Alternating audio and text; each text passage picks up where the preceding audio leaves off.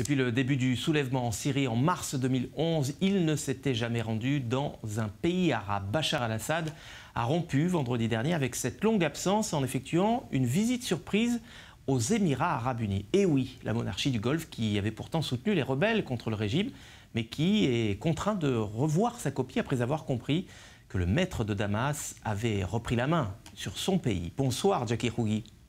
Bonsoir. Spécialiste du monde arabe pour la radio militaire israélienne. Il s'avère que les Émirats ne sont pas très rancuniers, visiblement. Il faut se souvenir que si quelqu'un doit être rancunier, c'est Assad envers les Émirats arabes unis. Ils ont pris part à la campagne militaire dirigée contre lui, ils ont soutenu les rebelles et les factions rebelles en Syrie pendant la guerre, ils ont été les partenaires d'une coalition menée par l'Arabie saoudite, le Qatar, la Turquie, qui a essayé de faire pression sur Assad, voire même de le faire tomber aux heures les plus dures de la guerre. Et voilà qu'ils le reçoivent vendredi dernier avec tous les honneurs. Ils ne se contentent pas de le recevoir et ils communiquent à profusion autour de cette visite auprès des médias internationaux. On peut voir les images de la rencontre, tout sourire entre les dirigeants. Et la conclusion qui nous vient immédiatement, c'est qu'il s'agit d'une tentative d'envoyer un message tranché à Biden. En hébreu, on dirait « mettre le doigt dans l'œil » du président américain. Ouais.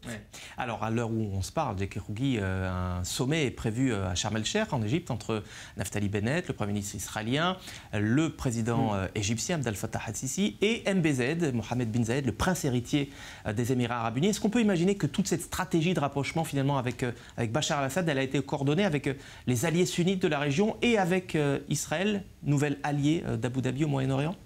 Il faudrait souligner que nous sommes actuellement au moment le plus fort de ce sommet. Bennett est maintenant à Sharm el-Sheikh. Nous, les journalistes, nous ne savons rien à cet instant de ce qui s'y passe.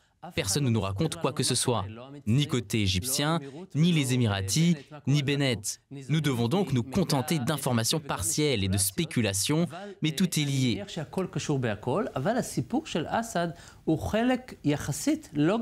L'histoire avec Assad est une petite partie de ce grand tableau et du tableau régional. Et les tensions entre les pays du Golfe, en particulier entre l'Arabie saoudite, les Émirats arabes unis et la Maison-Blanche, dans le contexte du rapprochement du camp iranien de Washington.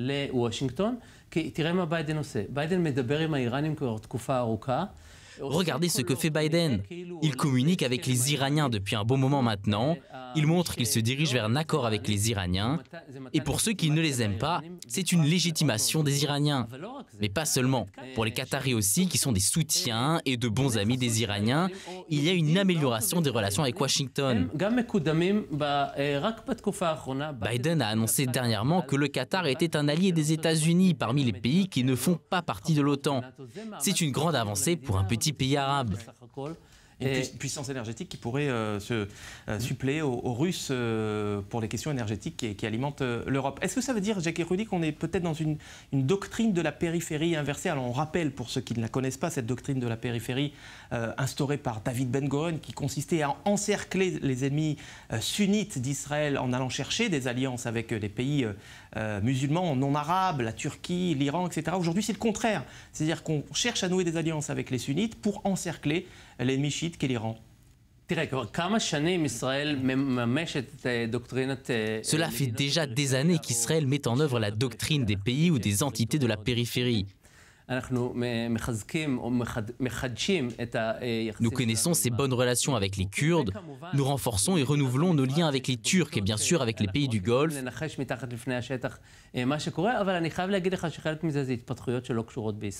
Il y a des alliances dont nous devinons qu'elles se nouent en coulisses. Mais je dois vous dire que tous ces développements n'ont pas de rapport avec Israël.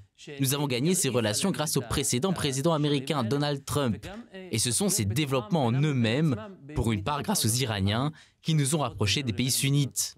Alors c'est une victoire pour Bachar al-Assad, cette rencontre évidemment avec MBZ, victoire sur le front diplomatique, mais victoire également militaire, on l'a vu, grâce aux Russes, victoire économique aussi, parce qu'il va bien falloir des deniers émiratis visiblement pour reconstruire ce pays après 11 ans de guerre.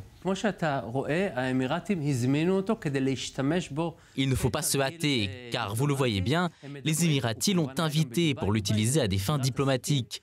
Il était également à Dubaï, capitale des affaires, et on parle de nombreux projets, mais tout ça prendra beaucoup de temps.